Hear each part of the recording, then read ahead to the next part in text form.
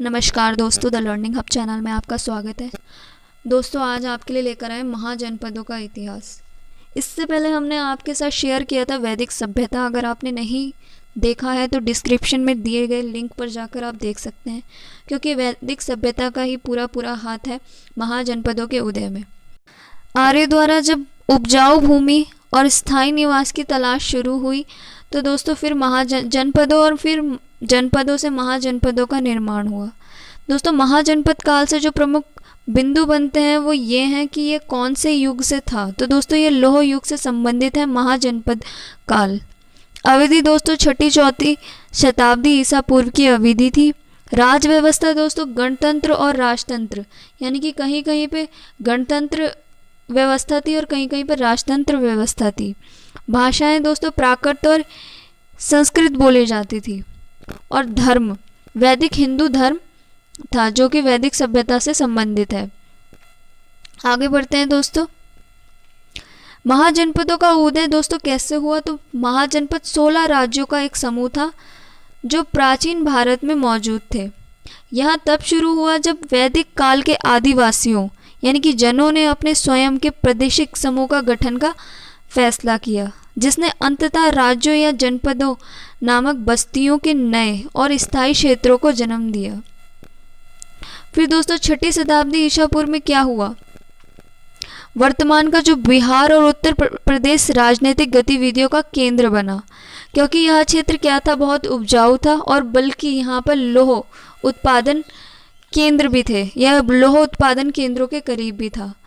आर्य फिर इसी खोज में आगे बढ़ने लगे और अपना विस्तार करने लगे और जन से जनपदों का निर्माण करने लगे।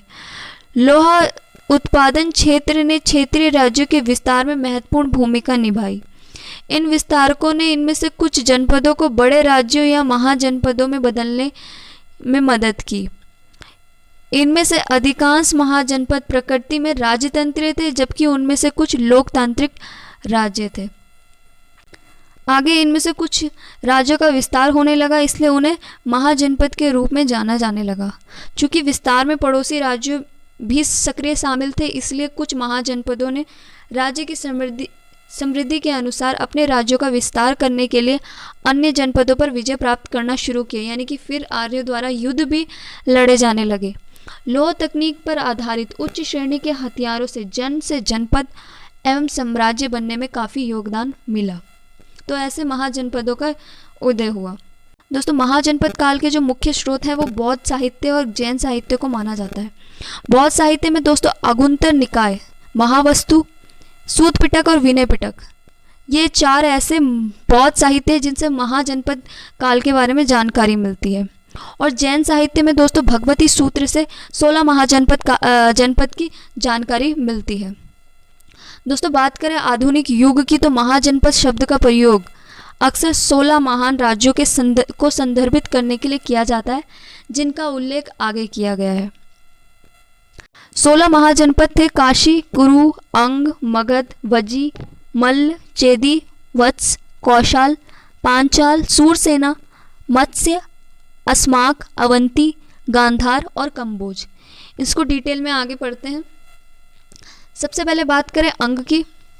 यह सबसे पूर्व में स्थित जनपद था। इसके अंतर्गत आधुनिक यानी कि वर्तमान के मुंगेर और भागलपुर यानी कि बिहार जनपद सम्मिलित थे। इसकी राजधानी चंपा थी। चंपा नदी अंग को मगध से अलग करती थी, लेकिन बाद में क्या हुआ, मगध ने इसे अपने राज्य में मिला लिया था। फिर बात करते हैं मगध की। इसमें आधुनिक पटना तथा गया जिलों और शाहाबाद जिलों के हिस्से का समावेश होता था। मगध अंग और वत्स्य राज्यों के बीच में स्थित था। और दोस्तों इसकी जो राजधानी थी वो गिरिब्रज राजगृह थी। फिर तीसरा महाजनपद है काशी। काशी यानी कि वाराणसी। इसकी राजधानी वाराणसी थी और वर्तमान में वाराणसी के आसपास के जितने भी हिस्से हैं वो इसके अंतर्गत आते हैं। आरंभ में काशी सबसे शक्तिशाली था, परंतु बाद में इसने कौशल की शक्ति के सामने आत्मसमर्पण कर दिया। कालांतर में काशी को अजातशत्रु ने मगध में मिला लिया।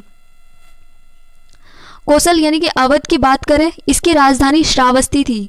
इसके अंतर्गत पूर्वी उत्तर प्रदेश का समावेश होता था। कौशल की एक महत्वपूर्ण नगरी थी जिसका नाम अयोध्या था, जिसका संबंध राम के जीवन से जोड़ा जाता है।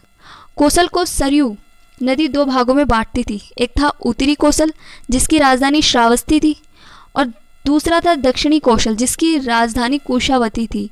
यहाँ का राजा बौद्ध का समकालीन प्रसन्नजित था।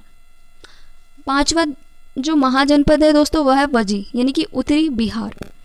मगध के उत्तर में स्थित यह राज्य 8 कुलों के संयोग से बना था और इसमें 3 कुल प्रमुख थे, विदेह, वज्जी और लच्छवी।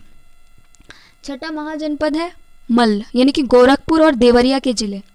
इसके 2 भाग थे, एक की राजधानी कुशीनारा थी और दूसरे की पावा थी। कुशीनारा में गौतम बुद्ध की मृत्यु हुई थी। कुशीनारा की पहचान देवरिया जिले के कसैया नामक स्थान से की गई है।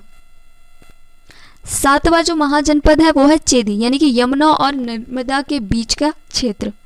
तो दोस्तों यह यमुना नदी के किनारे स्थित था। यह कुरु महाजनपद ही आधुनिक बुंदेलखंड का इलाका था और दोस्तों इसकी जो राजधानी थी वो शक्तिमती थी।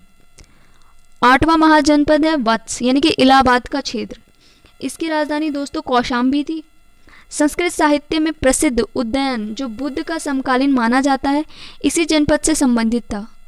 वत्स लोग वही कुरुजन थे जो हस्तिनापुर में उत्तर वैदिक काल के अंत में बाढ़ से बह जाने पर उसे छोड़कर प्रयाग के समीप कौशाम्बी में आकर बसे थे।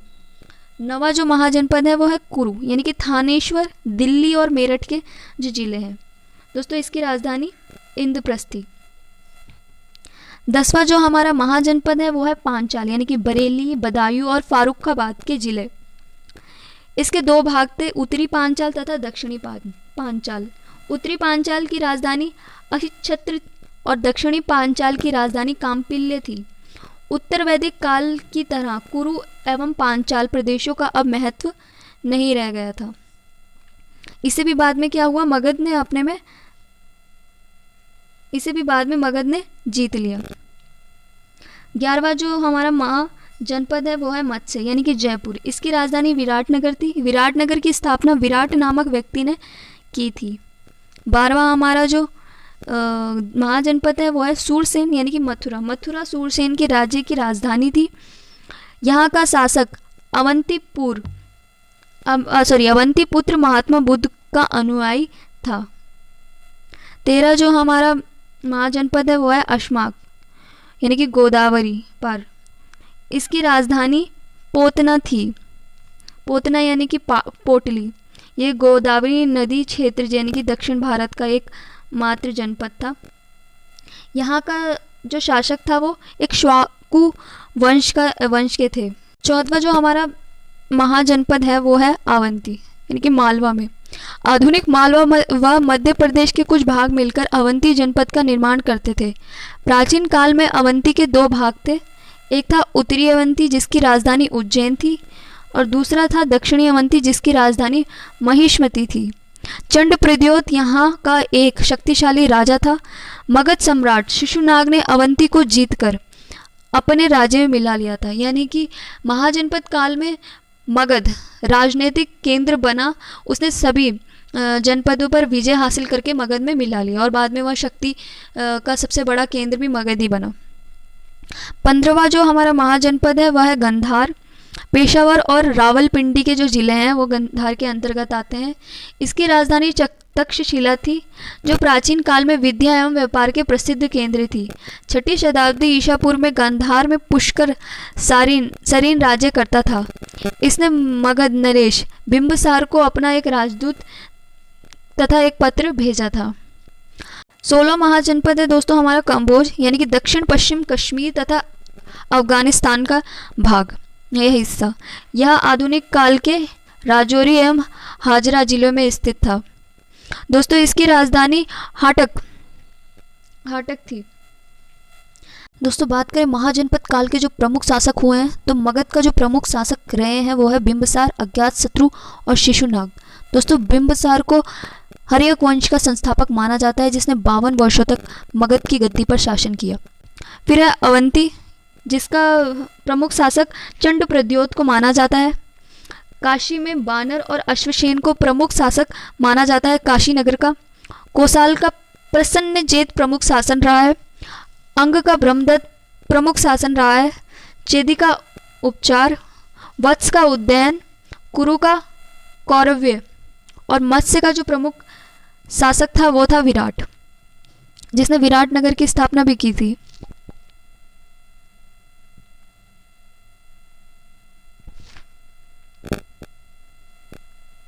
फिर दोस्तों सूरसेन ने सूरसेन का प्रमुख शासक था अवंतीपुत्र और गांधार का प्रमुख शासक थे चंद्रवर्मन और सुदक्षिण। दोस्तों बाद में सभी महाजनपद यानी कि जितने भी जनपद थे उन सब का केंद्र, राजनीतिक केंद्र मगध बना। दोस्तों अगर आपको हमारा वीडियो अच्छा लगा होगा तो लाइक शेयर सब्सक्राइब करना ना भूलें। अगर आपको हमारा वीडियो अच्छा नहीं भी लगा होगा तो आप डिसलाइक और कमेंट में अपना सुझाव हम तक भेज सकते हैं। दोस्तों महाजनपद काल से जो महत्वपूर्ण प्रश्न बनते हैं वो हम अपनी अगली वीडियो में आप तक शेयर करेंगे। तब तक के लिए जय हिंद, जय भारत।